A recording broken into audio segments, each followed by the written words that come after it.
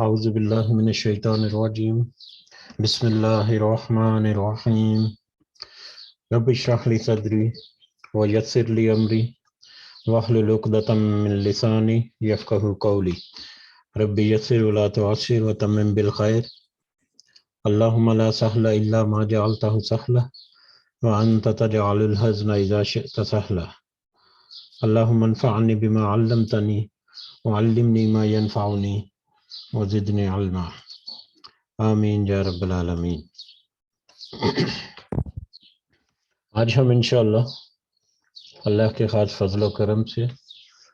اس کی توفیق سے، سورۃ التوبہ کی آیت نمبر 38 نمبر آیت سے انور دیکھیں گے۔ ہم اس کے نام سے شروع کرتے ہیں، اس کے حمد اور شکر سے ہم شروع کرتے ہیں، جس نے ہمیں یہ ہمت اور توفیق دی، جس نے ہمیں مہلت بھی دے رکھی کہ ہم اس کے کلام کو سمجھنے کی کوشش کریں، اپنے دن کا آغاز اس کے بابرکت کلام کو پڑھنے میں، سننے میں، سمجھنے میں صرف کریں اور اس سے کچھ رہنمائی حاصل کرنے کی کوشش بھی کریں، اس دعا کے ساتھ کہ اللہ تعالی ہمیں اس میں استقامت نصیب فرمائے اور اس کا فائدہ ہمیں اور ہمارے دوست احباب کو، ہماری فیملیز کو نہ صرف اس دنیا میں بلکہ آگے کی دنیا میں بھی ہمیں نصیب فرمائے، آمین یا رب العالمین۔ تو آیت نمبر 37 سے پہلے جو کل ہم نے آیت نمبر 37 تک پڑھی تھی کچھ آیات، کل کے سبق میں ہم نے دیکھا کہ جو 12 مہینے ہیں وہ تو اللہ کی طرف سے مقرر کیے گئے جب سے اللہ تعالیٰ نے زمین اور آسمان جو ہے وہ پیدا کیے، اور ان 12 مہینوں میں 4 مہینے حرمت والے، ذوالقعدہ، ذوالحجہ اور محرم، یہ 3 مہینے، اور چوتھا مہینہ رجب کا، یہ 4 حرمت یا حرام مہینے، حرمت والے مہینے، یہ بھی شروع سے ہی طے ہیں۔ لیکن مشرکین مکہ ان حرمت والے مہینوں کی ترتیب جو ہے وہ آگے پیچھے کر دیتے تھے، اپنی مرضی سے، اپنے دنیاوی فائدے حاصل کرنے کے لیے، اپنے معاملات کو نمٹانے کے لیے وہ اللہ کے بنائے ہوئے قانون کو توڑ کر اپنی مرضی سے جو حرام مہینے ہیں ان کو حلال کر لیتے اور جو حلال مہینے ان کو حرام کر دیتے۔ تو اسی بابت پچھلی آیات میں اللہ تعالیٰ نے واضح کیا کہ وہ تو 4 مہینے ہیں جو اللہ نے حرام کیے ہیں، اور ان کا حرام کرنا اللہ تعالیٰ کی طرف سے وہ کسی کے لیے جائز نہیں، مناسب نہیں کہ وہ اس کو حلال کرے اپنی مرضی سے۔ اور پھر ایک حدیث بھی ہم نے کل یہاں پر ہے لیکن ہم نے کل منشن نہیں کی تھی، وہ آج دیکھ لیتے ہیں کہ نبی کریم صلی اللہ علیہ وسلم نے فرمایا تھا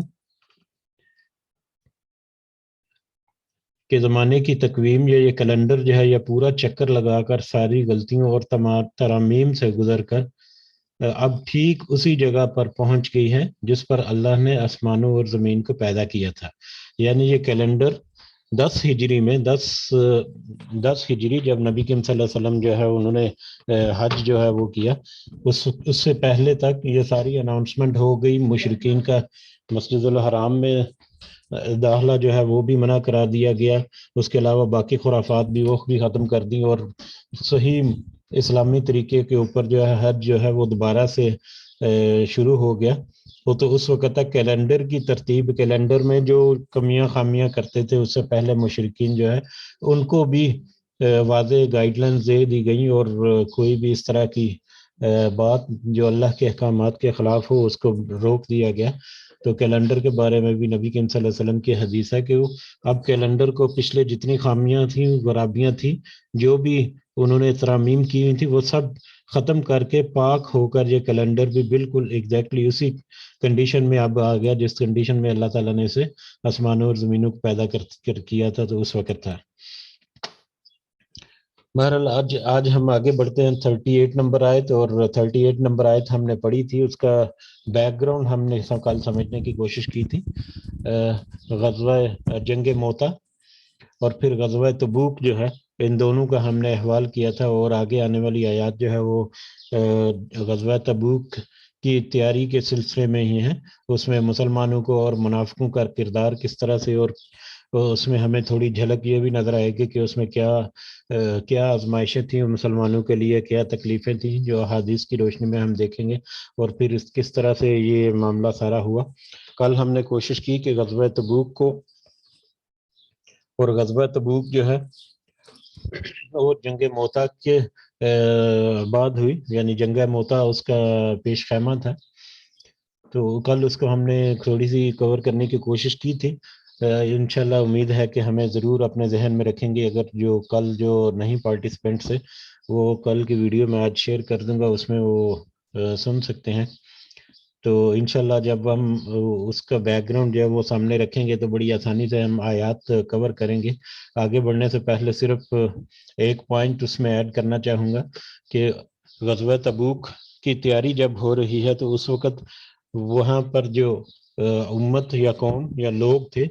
وہ 4-5 کیٹیگری میں ڈیوائیڈ کیا جا سکتا ہے، یا 4-5 کیٹیگری کے لوگ تھے.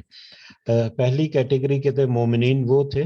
جو تو جیسے ہی اللہ کا اور اس کے رسول صلی اللہ علیہ وسلم کا حکم ملے اسی وقت اس کے اوپر عمل درآمد، کوئی حیل و حجت نہیں، کوئی بہانہ نہیں، کوئی عذر نہیں، فوراً انہوں نے قبول کیا اور فوراً سے اس کے اوپر عمل کرنا شروع کر دیا، چاہے وہ سخت ہے یا چاہے وہ آسان ہے. مومنین کے ایک قسم. دوسرے مومنین یا مسلمان کچھ ایسے تھے جو تھوڑے کمزور عقیدہ تھے، جو کہہ لیں کہ نئے اسلام میں داخل ہوئے، زیادہ پختہ ان کا نہیں ہوا تھا معاملات، وہ تھوڑا سمجھ رہے تھے، کچھ سیکھ رہے تھے، کچھ دیکھ رہے تھے. جب ان کو غزوہ تبوک اور غزوہ تبوک کے بارے میں بتایا گیا کہ یہ پہلا غزوہ تھا جس میں نبی کریم صلی اللہ علیہ وسلم نے ساری پلاننگ جو ہے وہ کھول کر بیان کر دی اپنے صحابہ کو یا اپنی قوم کو، کہ اس طرح سے ہم نے سلطنت روم یا روم کے فوج جو ہے اس سے ہم نے ٹکرانا ہے، اس کا مقابلہ ہم نے کرنا ہے. اور کیونکہ روم جو ہے اس وقت کی سپر پاور تھی، ایک بہت بڑی طاقت تھی، اور اس کے مقابلے کے لیے ایک ہمت اور ایک جذبہ ایمانی جو ہے وہ درکار تھا. اور یقیناً یہ نبی کریم صلی اللہ علیہ وسلم کی بہت بڑی تدبیر اور حکمت تھی کہ سارا کچھ کھول کے رکھ دیا تاکہ وہی لوگ جو اپنے آپ کو مضبوط کریں، اپنے ایمان کو پختہ کریں، اپنی تیاری میں مضبوط صحیح ہوں، وہی ساتھ شامل ہوں، اور تاکہ جنگ جو ہے جو جتنا لشکر جائے وہ صرف تعداد ہی نہیں بلکہ قوت ایمانی سے بھی بھرپور ہو. تو یہی وجہ ہے کہ اس میں کچھ لوگوں کی قیاس آرائیاں بھی تھی، اور کچھ لوگ جو ہے وہ ڈرے بھی کہ یہ اتنی بڑی طاقت کے ساتھ ہم چھوٹی سی فوج جو ہے وہ کیسے مقابلہ کریں گے. بہرحال یہ جیسے جیسے ہم بڑھیں گے تو پتہ چلتا جائے گا انشاءاللہ. تو ہم دیکھ رہے تھے کہ لوگوں کی کتنی قسمیں تھیں یا کس طرح کے لوگ تھے وہاں پر. تو پہلی کیٹیگری مومنین کی، جو جیسے ہی حکم ملا نبی کریم صلی اللہ علیہ وسلم کا یا اللہ کا تو اس کے اوپر وہ ریڈی ہیں اور اس کو فالو کرنے کے لیے، اس کی تعمیل کرنے کے لیے. دوسری کیٹیگری کے کچھ ایمان میں کمزوری، جو نئے داخل ہوئے اسلام میں، یا بہت ساری دوسری وجوہات کی بنا پر بھی ہو سکتا ہے، لیکن شروع میں انہوں نے تھوڑا سا حیل و حجت کی کہ یہ تو اتنی بڑی فوج ہے، ہم کیسے مقابلہ کریں گے ان کا. لیکن جب ان کو تھوڑی سی ترغیب دی، تھوڑا سا ان کو سمجھایا، یا تھوڑا سا انہوں نے غور و فکر کیا اور سمجھا، تو ان کے دل بھی مضبوط ہو گئے. ٹھیک ہے. تیسری قسم کے لوگ وہ لوگ تھے جو واقعی کوئی عذر یا کسی عمر کی بڑھاپے کی وجہ سے یا کمزوری کی وجہ سے یا واقعی کسی شرعی عذر کی وجہ سے اس جہاد میں جانا ان کے لیے ممکن نہیں تھا. چوتھے قسم کے وہ لوگ، وہ بھی مومنین ہی تھے، مومنین ہی، لیکن وہ اپنی کاہلی کی وجہ سے اس غزوہ میں شریک نہیں ہو سکے، کاہلی یا سستی کی وجہ سے. اور اس کے بارے میں ایک حدیث ہم نے کعب بن مالک جو ہے ان کی حدیث ہم نے بڑی تفصیل سے کوٹ کی تھی حدیث کے لیکچر میں. وہ بھی جب موقع آئے گا اگلے آیات میں تو اس کو پھر مختصر سا ذکر کریں گے. تو کعب بن مالک یا اس طرح کے کچھ ایسے صحابہ تھے جو یہ صحابہ تھے، لیکن کچھ مطلب سستی کی وجہ سے یا کچھ ایسے معاملات میں ان کا ارادہ بھی تھا ٹھیک ہے ہم کریں گے، تیاری کریں گے، لیکن نہیں. لیکن جب غزوہ تبوک سے نبی کریم صلی اللہ علیہ وسلم واپس آئے تو انہوں نے اپنا جو ان کی غلطی تھی اس کو انہوں نے پیش کیا اور قبول کیا، اور اس کے ضمن میں ان کو جو جو ان کے ساتھ اللہ تعالیٰ کے نبی کے صلی اللہ علیہ وسلم کے مطابق کہہ لیں کہ سزات کہہ لیں، یا جو ان کے ساتھ معاملہ جو بھی ہوا وہ بھی انہوں نے قبول کیا، اور بعد میں ان کی توبہ کو اللہ تعالیٰ نے قبول بھی کر لیا اور قرآن مجید میں آیات بھی نازل ہوئیں۔ یہ 4 کیٹیگری کے لوگ جو ہے یہ تو مومن تھے، جو صحیح دل سے مسلمان تھے، لیکن مختلف کنڈیشنز تھیں اس میں۔ 5ویں کیٹیگری جو اس وقت کے لوگوں کی تھی وہ منافقین کی تھی۔ منافقین اور منافقوں کے جو جاسوس جو ہیں، منافقین ظاہری طور پر تو وہ اسلام کا لبادہ اوڑے ہوئے تھے، ظاہری طور پر تو وہ کلمہ گو تھے، لیکن ان کے دل میں نفاق تھا، دل سے وہ مسلمانوں کے خلاف تھے، اور دل سے ہی وہ اسلام کو کبھی قبول نہیں کیا تھا انہوں نے۔ لیکن کیونکہ وہ کلمہ گو تھے، کیونکہ ان کا ٹائٹل جو ہے ظاہری طور پر اسلام تھا، تو اس لیے ان کو بھی قرآن مجید میں ان مومنین کے نام سے یہ ذکر کیا گیا، یا ایھا الذین آمنوا کے نام سے ہی، یعنی یہ کیٹیگری کے لوگ بھی کیونکہ ظاہری طور پر مسلمان قوم میں ہے اور مسلمانوں کا سٹیٹس رکھتے ہیں سوسائٹی میں، تو اس لیے ان کو بھی قرآن مجید میں یا ایھا المومنین کی ہی کیٹیگری میں، یا ایمان لانے والے یا مومن لوگ ہیں انہی کی کیٹیگری میں ان کو ایڈریس کیا گیا، ان کے ساتھ خطاب کیا۔ لیکن اس کے بعد پھر جو اس کی ایکسپلینیشن ہے یا اس کی آیت کا جو کنٹیکس ہے، اس سے ہمیں اندازہ ہو جاتا ہے کہ یہ کس طرح کے لوگ ہیں جن کے ساتھ اللہ تعالیٰ خطاب کر رہے ہیں، یا نبی کریم صلی اللہ علیہ وسلم بھی جن کے ساتھ مکالمہ کیا یا معاملات کیا۔ بہرحال اسی مختصر بیک گراؤنڈ کے ساتھ ہم بڑھتے ہیں آگے۔ اللہ تعالیٰ سے دعا کہ اس کی ہمیں صحیح سمجھ عطا فرمائے۔ آیت نمبر 38 شروع کرتے ہیں آج انشاءاللہ۔ اعوذ باللہ من الشیطان الرجیم۔ یا ایھا الذین آمنوا، اے وہ لوگو جو ایمان لائے ہو، اے ایمان لانے والے، اے مومنو، ما لکم کیا ہوا ہے تمہیں،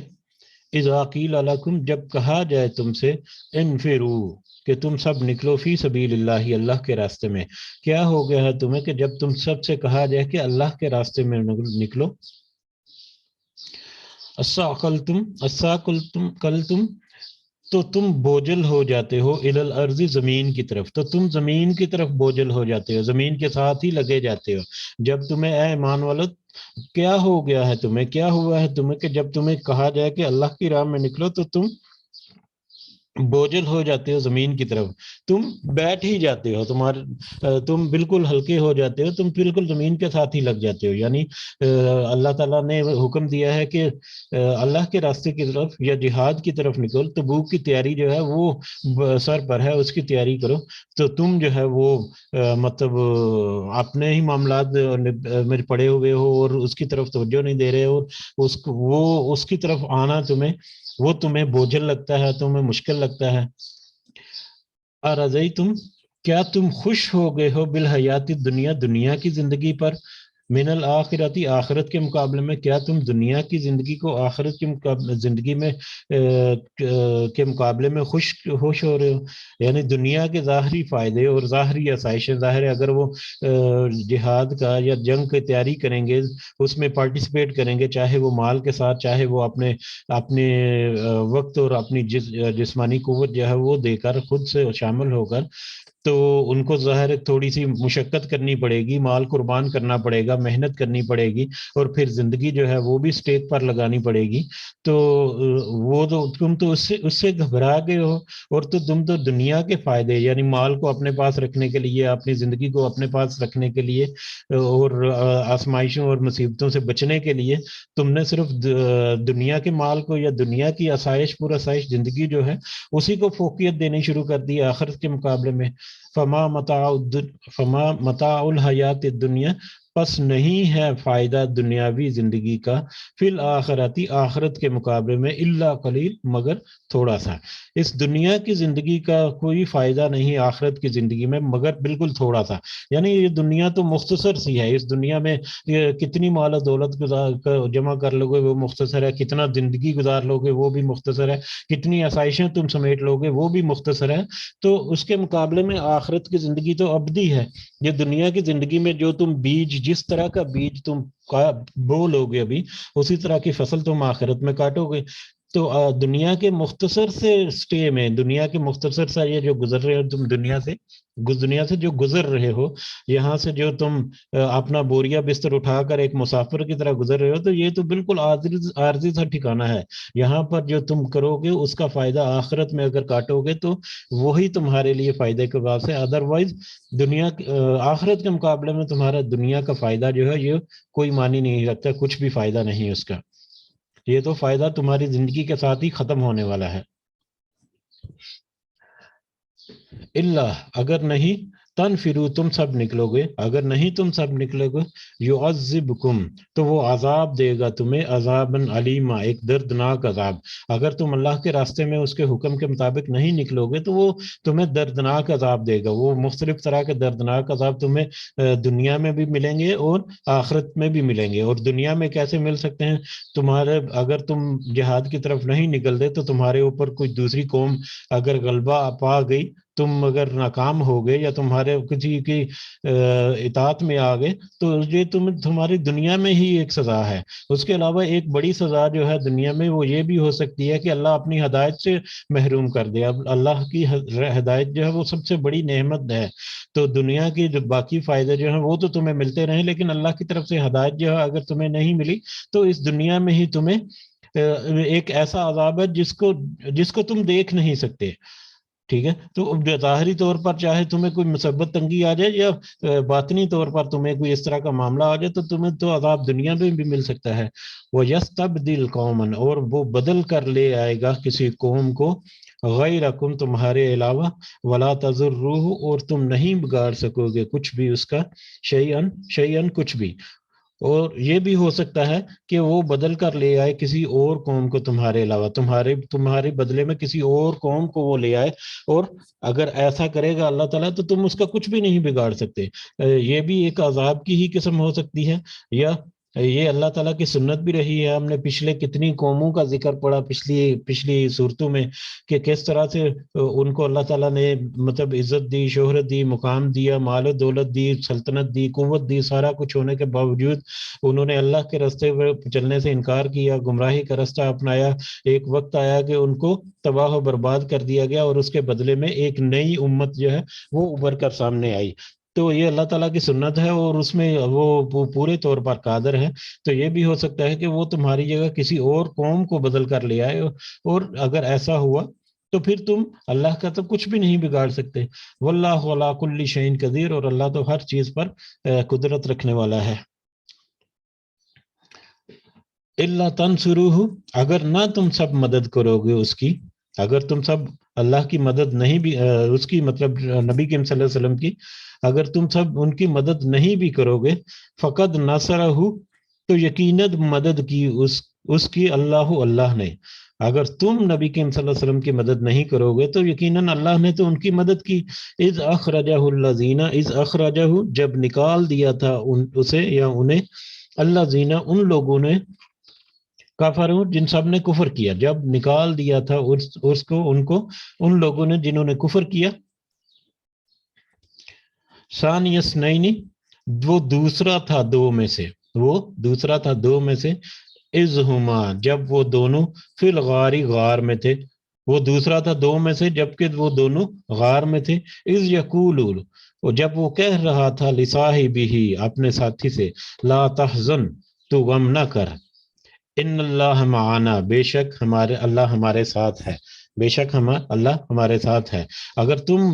نبی کی صلی اللہ علیہ وسلم کی مدد نہیں کرو گے تو کیا ہوا؟ اللہ نے تو اس کی مدد کی تھی، اور اللہ نے تو اس کی مدد اس وقت بھی کی تھی جب کافروں نے ان کو بستی سے نکال دیا تھا، اور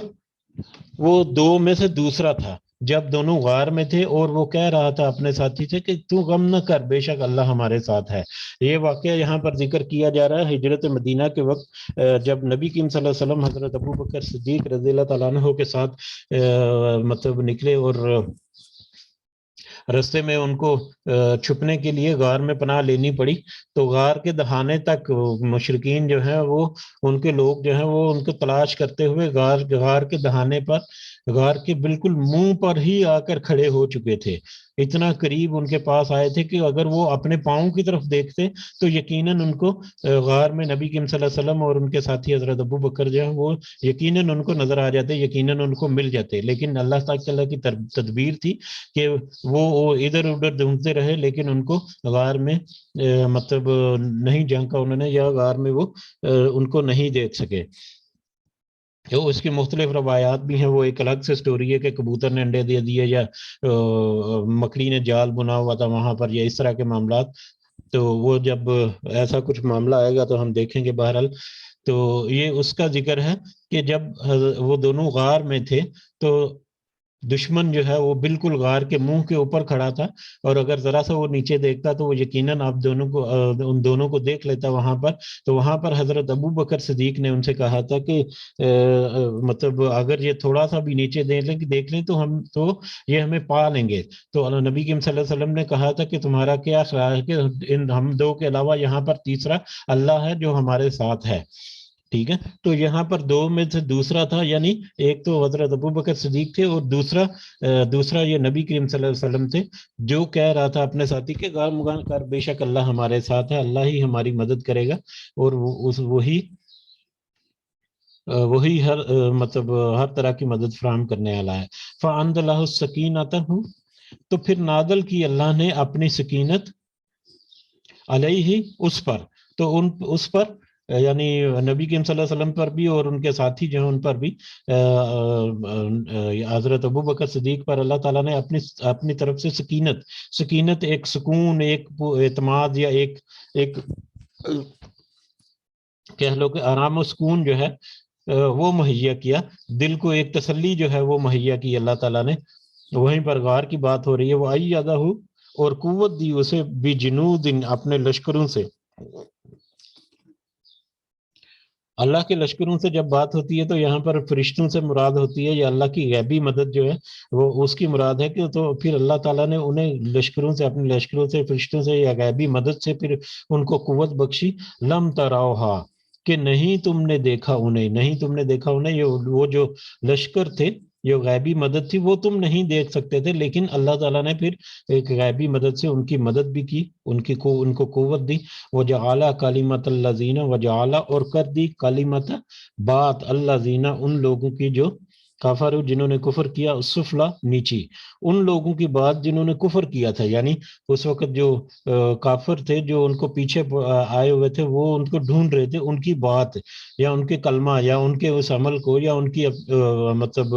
ان کا جو ایک ارادہ تھا کہ نبی کریم صلی اللہ علیہ وسلم کو معاذ اللہ وہ قتل کر دیں گے یا جو بھی کر دیں گے معاملہ، تو ان کی بات کو اللہ تعالیٰ نے نیچا کر دیا۔ وَقَلِمَةُ اللَّهِ، اور اللہ کی بات، ہی العلیٰ، تو ہی سب سے بلند ہے، اور اللہ کی بات جو ہے وہی سب سے بلند ہے۔ اللہ کی تدبیر، اللہ کا کلام، اللہ کی بات، اللہ کی تدبیر وہی سب سے بلند ہے، اس کے مقابلے میں کسی اور کی تدبیر جو ہے وہ عقارت ہے۔ واللہ عزیز حکیم، اور اللہ تعالیٰ تو خوب غالب ہے اور خوب حکمت والا ہے۔ انفرو، تم سب نکلو، خفافاً، ہلکے بھی، وثقالاً، اور بھاری بھی، وجاہدو، اور تم سب جہاد کرو، بھی اموالکم، اپنے مالوں کے ساتھ، وانفسکم، اور اپنے نفسوں کے ساتھ، اپنی جانوں کے ساتھ۔ اب ان سے واپس دوبارہ سے ترغیب دی جا رہی ہے کہ انفرو، تم سب نکلو، چاہے تم ہلکے ہو چاہے تم بھاری ہو، تم سب نکلو چاہے ہلکے ہو یا بھاری ہو، تم جہاد کرو اپنے مالوں سے اور اپنی جانوں کے ساتھ۔ تم سب نکلو چاہے ہلکے ہو یا بھاری ہو، اس کے بہت سارے مفہوم جو ہے وہ لیے جا سکتے ہیں، اور تقریباً سارے مفہوم جو ہے وہ اس کے اوپر فٹ بیٹھتے ہیں۔ ہلکے اور بھاری سے مراد ہے چاہے تم امیر ہو یا غریب ہو، چاہے تم مطلب کچھ صحت مند ہو، چاہے تم مطلب تھوڑے سے کمزور ہو، چاہے تمہارے پاس سواری ہے یا نہیں ہے، تمہارے پاس راہ راز مطلب مال و دولت اس طرح کے ہے کہ تم اس کے اوپر خرچ کر سکتے ہو یا نہیں، چاہے تم اہل و عیال والے ہو، چاہے تم اکیلے رہتے ہو، کسی بھی حالت میں ہو، تمہاری کوئی بھی حالت ہے، تم چاہے وہ ہلکے سے مراد ہلکے سے مراد تم آسانی کے ساتھ کر سکتے ہو، بھاری سے مراد تم تھوڑی مشقت سے کر سکتے ہو، چاہے تم آسانی سے کر سکو چاہے تم مشقت سے کر سکو، جیسے بھی ہو تم اللہ کے راستے میں جہاد کے لیے اپنے مالوں اور اپنی جانوں کے ساتھ نکلو۔ یہاں پر یہ ہے ایک مطلب پوائنٹ جہاں پر واضح کر دیا گیا اللہ کی طرف سے کہ سب کے لیے اعلان عام ہے، اس میں کسی کو رعایت نہیں ہے، کہ کوئی اس میں استثناء نہیں ہے۔ جو جتنی استطاعت رکھتا ہے، خفافاً و ثقالاً کا مطلب یہ بھی ہے کہ جو جتنی استطاعت رکھتا ہے اپنے استطاعت کے مطابق اس جہاد میں شریک ہو۔ وہ ظاہری طور پر مال دے سکتا ہے، مال کے ساتھ شریک ہو، مال کے ساتھ اس کی صحت اچھی ہے تو بنفس نفیس وہ اس میں شامل ہو، اگر وہ اس کی صحت لاغر ہے، کمزور ہے، ضعیف ہے تو پھر وہ مال میں سے کچھ خرچ کرے، جب تک یہ جنگ کی تیاری ہو رہی ہے تب تک وہ آ کے مسلمانوں کا ہاتھ بٹائے، کچھ نہ کچھ پارٹیسپیٹ کرے، ہر طریقے سے جو بھی جس کسی کے استطاعت میں ہے، کس کی ہمت اور توفیق میں ہے، وہ اس جہاد میں اپنی شمولیت اختیار کرے۔ یہ بہت وسیع معنی ہے اور تقریباً سارے ہی معنی اس کے ایکسیپٹیبل ہیں۔ تو تم جہاد کرو اپنے مالوں اور اپنی جانوں کے ساتھ اللہ کے راستے میں، فی سبیل اللہ، اللہ کے راستے میں، ذالکم خیر لکم، یہ بہتر ہے تمہارے لیے، ان کنتم تعلمون، اگر تم جانتے ہو، اگر تم جانتے ہو کہ دین حق ہے، اگر تم جانتے ہو، سمجھتے ہو کہ اسی میں بھلائی ہے کہ تم جہاد میں حصہ لو اور اسلام کا غلبہ ہو، اگر یہ تم سب کچھ جانتے ہو تو یہی تمہارے، تو پھر یہ تمہارے لیے بہتر ہے کہ تم اللہ کے راستے میں جہاد کرو۔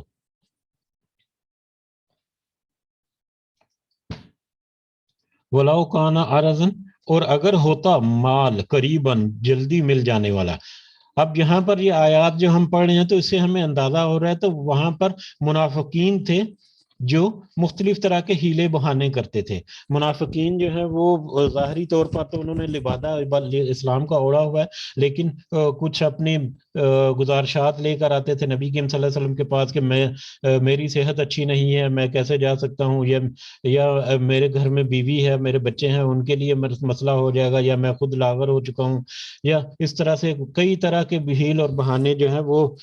بنا کر وہ اس جہاد سے وہ پیچھا چھڑانے چاہتے تھے۔ اور اس کی کیا حکمت تھی وہ بھی آگے آنے والی آیات میں ملے گا، اور ایک ایگزامپل بھی کوٹ ہوگی قرآن میں ہی کہ کس طرح سے انہوں نے بہانے کیے۔ یعنی یہ جو پچھلی آیات گزر رہی ہیں یہ ان لوگوں سے ہی کہہ لیں خطاب ہیں، یا ان لوگوں سے ہی بات کی جا رہی ہے جو منافقت رکھتے تھے۔ منافقین جو ہیں ان کے بارے میں زیادہ تر بات ہو رہی ہے پیچھے کہ وہ ہیلو حجت کرتے ہیں، تو ان کے لیے بھی ترغیب ہے، یا ایک عام کھلے عام دعوت ہے۔ اس کا ایک یہ بھی فائدہ ہونے والا ہے کہ مطلب جو صحیح مومن ہے اور وہ منافق جو ہیں وہ نچھڑ جائیں گے، اب ایک دوسرے الگ ہو جائیں گے۔ باہر لو کان عرضن قریباً، اگر تو مال جلدی مل جانے والا ہوتا، اگر تو جلدی مل جانے والا مال ہوتا، وسافرن قاصدن، اور سفر درمیانہ ہوتا، یعنی مال جلدی مل جانے والا، کوئی چھوٹا موٹا قافلہ ہوتا، کوئی چھوٹی موٹی فوج ہوتی جس کے ساتھ وہ لڑ کے ان کو یہ یقین ہوتا کہ ہم اس میں جیت بھی جائیں گے اور اس سے میں مال غنیمت بھی کثیر تعداد میں مل جائے گا، مقدار میں مل جائے گا، یا سفر چھوٹا ہوتا، سفر درمیانہ ہوتا، یعنی قریب کا کوئی فاصلہ ہوتا، کوئی تھوڑے سو کو 50-100 کلومیٹر دور جا کر ایک مقابلہ کرنا ہے، اور وہاں پر چھوٹا سا لشکر ہے اور بڑا مال غنیمت جو ہے وہ جمع کر کے لے آئیں گے ہم، تو اس طرح کا کوئی معاملہ اگر ہوتا لَتَّبَعُوكَ، تو ضرور وہ پیروی کرتے آپ کی۔ تو یہ منافق لوگ جو ہیں وہ تو ضرور، ایسا چھوٹا سا معاملہ ہوتا کوئی تو وہ تو ضرور آپ کی پیروی کرتے، لیکن کیونکہ تبوک ہے اور روم کی سلطنت، روم کی فوج جو ہے جو اس وقت کی سپر پاور ہے، اس کے خلاف ایک جہاد کا اعلان ہے، تو یہ کوئی چھوٹی بات تو نہیں ہے۔ تو اسی وجہ سے وہ منافق جو ہے وہ اپنے آپ کو پیچھے کرتے جا رہے ہیں۔ تو اگر کوئی آسان سا معاملہ ہوتا تو وہ ضرور پیروی کرتے آپ کی، وَلَٰكِن بَعُدَتْ عَلَيْهِمُ الشُّقَّةُ، اور لیکن دور ہو گئی ان پر مسافت، لیکن وہ جو مسافت ہے یا اس سفر کی مشکل جو ہے یا اس جہاد کی مشکل جو ہے وہ اس کی وجہ سے وہ دور ہو رہے ہیں، اس کی وجہ سے وہ دور ہوتے چلے جا رہے ہیں اس جہاد سے۔ وَسَيَخْلِفُونَ، اور عنقریب وہ سب قسمیں کھائیں گے، باللہ، اللہ کی، عنقریب وہ سب قسمیں کھائیں گے اللہ کی۔ یہ تبوک کی تیاری کے دوران ہی یہ کیونکہ آیات آئی ہیں تو نبی کریم صلی اللہ علیہ وسلم کو پہلے ہی اشارہ مل گیا کہ وہ عنقریب ان کا رویہ کیسا ہوگا، کہ عنقریب وہ قسمیں کھائیں گے اللہ کی، لو استطعنا، اگر ہم استطاعت رکھتے، اگر ہم استطاعت رکھتے لخرجنا تو ضرور ہم نکلتے معکم تمہارے ساتھ، اگر ہم استطاعت رکھتے تو ضرور ہم تمہارے ساتھ نکلتے۔ یہلکون انفسہم، وہ سب ہلاک کر رہے ہیں اپنے آپ کو۔ حقیقت یہ ہے کہ وہ انکار کر کے یا اس طرح سے حیل و حجت اور بہانے بنا کر وہ اپنے آپ کو ہلاک کر رہے ہیں، یعنی اس دنیا کے عارضی دنیا کے فائدے کو سمیٹ رہے ہیں، لیکن ایک جو ابدی دنیا ہے، ابدی زندگی جو ہے، اس کے لیے وہ سوچ نہیں کرتے، اس کے تناسب سے وہ اپنے آپ کو ہلاکت میں ڈالے جا رہے ہیں۔ یا زمین میں بھی اگر وہ اپنی سلطنت کو قائم کرنے میں مدد نہیں کر رہے تو وہ اپنے آپ کو ہلاکت میں ڈالنے والے ہیں۔ کل کو ان کے اوپر اگر غلبہ ہو جائے کسی کا تو وہ تو ان کے لیے پریشانی اور مصیبت، بڑی مصیبت ہے، جس سے چھٹکارا ان کے لیے شاید ممکن نہ ہو۔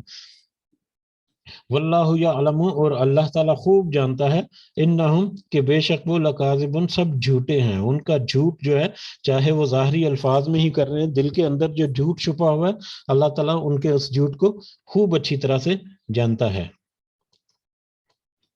عف اللہ، ان کا معاف کر دیا اللہ نے آپ کو، لما، کیوں معاف کر دیا اللہ تعالیٰ نے آپ کو، یعنی نبی کریم صلی اللہ علیہ وسلم سے فرمایا جا رہا ہے کہ اللہ نے آپ کو معاف کر دیا، یا اللہ تعالیٰ آپ کو معاف کرے۔ لما آذنتا، کیوں اجازت دی آپ نے، لہم ان کو، حتیٰ یہاں تک کہ یتبین ظاہر ہو جاتے، لک الذین آپ پر وہ لوگ جو صدقوا جنہوں نے سچ کہا۔ اللہ تعالیٰ آپ کو معاف کرے، اللہ تعالیٰ نے آپ کو معاف کر دیا۔ کیوں آپ نے، یہ نبی کریم صلی اللہ علیہ وسلم کا ایک بتایا جا رہا ہے کہ جیسا کہ ذکر ہوا کہ منافقین جو ہیں وہ مختلف طرح کے بہانے لگا کر نبی کریم صلی اللہ علیہ وسلم کے پاس آ کے عذر پیش کرتے تھے، اپنا مال بھی وہ بچانے کے چکر میں تھے اور اپنی جان جو ہے اس کو بھی بچانے کے چکر میں تھے کہنے، تو وہ مختلف طرح کے حیل و حجت کرتے تھے، بہانے بنا کر نبی کریم صلی اللہ علیہ وسلم سے رخصت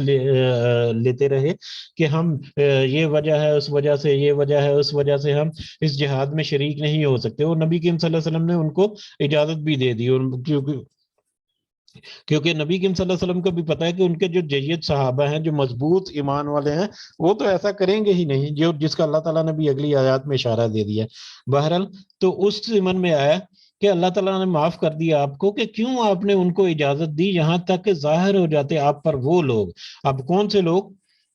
لوگ ظاہر ہو جاتے، یا کن لوگوں کے درمیان ایک واضح فرق سامنے آ جاتا، صدقو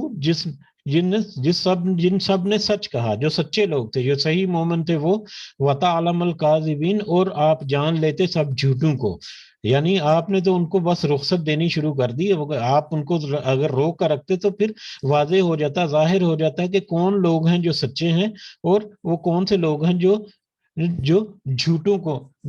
جھوٹے ہیں، یعنی ان کے درمیان آپ فرق کر لیتے، ان کے درمیان آپ جان لیتے اس طرح کے دونوں طرح کے لوگوں کو۔ لا یستاذنو کا، نہیں اجازت مانگتے آپ سے، الذین، وہ لوگ، یؤمنون باللہ، جو ایمان رکھتے ہیں اللہ پر، والیوم الآخر، اور آخرت کے دن پر۔ وہ لوگ جو قیامت اور آخرت کے دن پر ایمان رکھتے ہیں وہ تو آپ سے اجازت نہیں مانگتے، یعنی وہ تو آپ سے کوئی بہانہ بنا کر جہاد میں شامل ہونے سے رخصت طلب نہیں کرتے۔ ان کے یجاہدوا باموالہم وانفسہم، کہ وہ جہاد کرے اپنے مالوں سے اور اپنی جانوں سے۔ صحیح معنوں میں جو اللہ پر اور آخرت کے دن پر جو ایمان رکھتے ہیں وہ تو آپ سے اللہ کے راستے میں جانوں اور مالوں سے جہاد کرنے کی رخصت نہیں مانگتے، یعنی وہ تو کوئی بہانہ نہیں بناتے۔ واللہ، اور اللہ، علیم بالمتقین، خوب جاننے والا ہے تمام پرہیزگاروں کو، جو صحیح معنوں میں اللہ کا تقوی، اللہ کا ڈر رکھتے ہیں اور پرہیزگاری کرتے ہیں، وہ یقیناً اللہ تعالیٰ ان کو خوب اچھی طرح سے جاننے والا ہے۔ انما یستاذنک، بے شک صرف اجازت مانگتے ہیں آپ سے، الذین، وہ لوگ جو لا یؤمنون باللہ، وہ نہیں رکھتے ایمان اللہ پر، والیوم الآخر، اور آخرت کے دن پر۔ وہ لوگ جو کہ اللہ پر اور آخرت کے دن پر ایمان نہیں رکھتے، تو صرف وہی لوگ آپ سے اجازت مانگتے ہیں یا رخصت مانگتے ہیں جہاد میں شریک ہونے سے۔ ورتابت، اور شک میں پڑے ہوئے ہیں، قلوبہم، ان کے دل شک میں پڑے ہوئے ہیں، کہ وہ کیا کریں. ان کے دل شک میں پڑے ہوئے ہیں کہ کیا مطلب یہ ان کا وتیرہ رہا ہے. پہلے بھی غزوہ احد میں ہم نے تفصیل سے یہ منافقین جو ہے ان کا ذکر کیا تھا کہ کس طرح سے وہ مسلمانوں کا ساتھ بھی دینا چاہتے ہیں, مسلمانوں سے الگ بھی ہونا چاہتے ہیں, اور ان کا یہ ہوتا تھا کہ اگر تو وہ مسلمانوں کو کوئی کامیابی مل گئی تو وہ پھر کہتے کہ ٹھیک ہے ہم بھی تمہارے ساتھ ہیں, اور اگر مسلمانوں کو کوئی ناکامی یا کوئی اس طرح سے معاملہ ہو جاتا تو پھر وہ کہتے کہ ہم نے تو پہلے ہی کہا تھا کہ یہ ایسا ہونے والا ہے, آپ لوگ خام خواہی اپنے آپ کو ایسے کر دیا, بغیر تیاری کے کر لیا, اور بغیر یہ کر کے ہم تو پہلے ہی یہ سمجھ رہے تھے کہ ایسا ہی معاملہ ہونے والا ہے. تو منافقین کا دو رخا سا پہلو ہوتا ہے جو ہمیشہ اور ہر معاملے میں سامنے آتا ہے. تو اسی طرح سے یہاں پر بھی ہے کہ جو آخرت پر اور اللہ پر ایمان نہیں رکھتے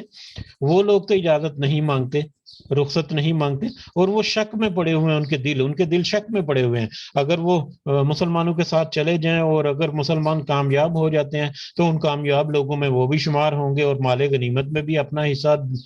مطلب ڈھونڈیں گے. اور لیکن اگر وہ جا کر مصیبت میں پڑ جاتے ہیں, ان کے اوپر کوئی مشقت آ جاتی ہے یا کوئی آزمائش آ جاتی ہے, تو پھر ان کا مال بھی جاتا رہے گا اور ان کی جان جو ہے اس کو بھی خطرے لاحق ہیں. تو اس طرح کے معاملات میں وہ بس شک و شبے میں پڑے ہوئے ہیں کہ ہم جائیں کہ نہ جائیں, ہم رکیں کہ ہم پارٹیسپیٹ کریں تو اس کے فائدے کم نظر آ رہے ہیں, اس کے نقصان ان کو ظاہری طور پر دنیاوی لحاظ سے زیادہ نظر آ رہے ہیں. اگر وہ رک جاتے ہیں تو پھر بھی ان کو کچھ تھوڑی سی مطلب نقصان نظر آ جاتا ہے کہ اگر مسلمان جیت گئے تو ہمارا حصہ جو ہے وہ نہیں ملے گا اس میں سے. بہرحال وہ بہت سارے معاملات ایسے ہیں کہ وہ بس دونوں طرف جھکنا بھی چاہ رہے ہیں اور نہیں بھی, اور وہ شک میں پڑے ہوئے ہیں ان کے دل. فہم فی ریبہم, تو وہ اپنے شک میں پڑے ہوئے ہیں. یترددون, وہ سب تردد کر رہے ہیں, وہ اپنے شک میں ہی پڑے ہوئے تردد کر رہے ہیں, حیل و حجت کر رہے ہیں, تردد کر رہے ہیں کہ کیا کریں کیا نہ کریں. ان کو تو کچھ سمجھ نہیں آ رہا, وہ ان کے دلوں کے شک کی وجہ سے وہ اس طرح کے معاملات جو ہیں وہی کرتے رہتے ہیں. یہیں پر رکتے ہیں آج انشاءاللہ. اللہ تعالیٰ سے دعا ہے کہ ہم نے جو سمجھنے کی کوشش کی اس کی صحیح سمجھ اور فہم اللہ تعالیٰ ہمیں نصیب فرمائے, اور ہمیں اس پر اس کے جو پوائنٹس ہیں جو ہمیں ہماری زندگی کے مطابقت رکھتے ہیں, جو ہمیں سمجھنا چاہیے اس کا صحیح ہمیں اندازہ بھی ہو جائے. آمین یا رب العالمین. وما علینا الا البلاغ المبین. جی, آج کے سبق کے بارے میں کوئی اگر پوائنٹ ایڈ کرنا چاہتا ہے, یا جو ہم نے سلسلہ شروع کیا ہوا رمضان کے بات کرنے کا, اس سلسلے میں اگر کوئی بات کرنی ہے تو آپ ضرور.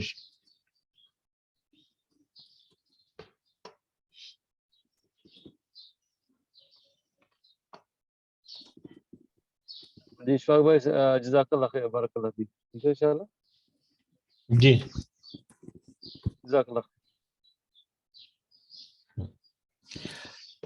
چلیں ٹھیک ہے, اگر کسی کے پاس کوئی پوائنٹ نہیں ہے تو انشاءاللہ کل اگلے سبق کے ساتھ حاضر ہوں گے. رمضان کی تیاری کے سلسلے میں جو تھوڑی بہت گفتگو ہوتی ہے ہماری, اس کو ضرور ذہن میں رکھیں. خاص کر اپنی فیملیز کو, اپنے دوستوں کو تھوڑی ترغیب دیں, اور رمضان کی تیاری کے لیے وہ ذہنی طور پر, جسمانی طور پر, روحانی طور پر اپنے آپ کو تیار کریں. رمضان کی بھرپور تیاری کریں. جو میڈیکل مینجمنٹ پہ جو لوگ ہیں ان کو خاص کر مشورہ دیں, کیونکہ میں نے یہ دیکھا ہے کہ جو ہمارے بزرگ ہیں یا وہ لوگ جو کسی ایسی بیماری میں مبتلا ہیں جس کی وجہ سے ان کو میڈیسنز جو ہے وہ لینی پڑتی ہے, اور ان کے اگر وہ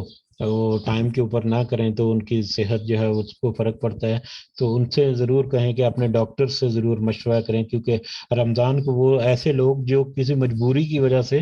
رمضان کے روزے نہیں رکھ سکتے تو وہ اس کو مس ضرور کرتے ہیں. یہ ہمارے تجربے یقیناً بات آئی ہوگی کہ جو صحت مند لوگ ہیں وہ تو قصدن بھی, کئی دفعہ دیکھا ہے پاکستان میں اکثر جو ہے وہ قصدن بھی رمضان کے روزے نہیں رکھتے, لیکن جو صحیح معنوں میں دل سے رکھنا چاہتے ہیں لیکن کسی عذر کی وجہ سے نہیں رکھ سکتے تو وہ بہت مس کرتے ہیں, اور بہت ہی وہ فیل کرتے ہیں کہ رمضان کے روزے ان کے مس ہو رہے ہیں. تو ان سے گزارش ہے کہ وہ اپنے ڈاکٹر سے مشورہ ضرور کریں, کہ ہو سکتا ہے کہ ان کی میڈیکیشن میں یا ان کے کھانے پینے کے اوقات میں کچھ اوپر نیچے تبدیلیاں کر کے تو وہ اس اسٹیٹس میں آئے کہ کچھ نہ کچھ روزے جو ہے وہ رکھ سکیں. تو اللہ تعالی ہمارا سب کا حامی و ناصر ہو. اسی کے ساتھ اجازت کرتے ہیں. سب کو دعاؤں میں ضرور یاد رکھیں. اللہ تعالیٰ سب کے لیے آسانیاں فرمائے, جتنی پریشانیاں مصیبتیں مشکلیں ہیں سب کو دور فرمائے. کاروبار کے حوالے سے بہت سارے لوگ پریشان ہیں, اللہ تعالیٰ ان کے لیے آسانیاں فرمائے. اللہ تعالیٰ ہمارے والدین کو سرور اپنے فضل و کرم سے اور اپنے خاص فضل و کرم میں رکھے، جو اس دنیا میں حیات ہیں اللہ تعالیٰ انہیں صحت سے بھری زندگی عطا فرمائے، انہیں کسی کی محتاجی جو ہے وہ نہ اٹھانی پڑے، اور جو اس دنیا سے گزر چکے اللہ تعالیٰ سے دعا ہے کہ انہیں اپنے خاص فضل و کرم سے جنت الفردوس میں جگہ عطا فرما۔ رب ارحمہما کما ربیانی صغیرا، رب ارحمہما کما ربیانی صغیرا، رب ارحمہما کما ربیانی صغیرا، ربنا تقبل منا انک انت السمیع العلیم وتب علینا انک انت التواب الرحیم۔ سبحان ربک رب العزت عما یصفون وسلام علی المرسلین والحمد للہ رب العالمین۔ سبحانک اللہم وبحمدک اشہد ان لا الہ الا انت استغفرک واتوب الیک۔ جزاکم اللہ خیرا۔ السلام علیکم ورحمۃ اللہ وبرکاتہ۔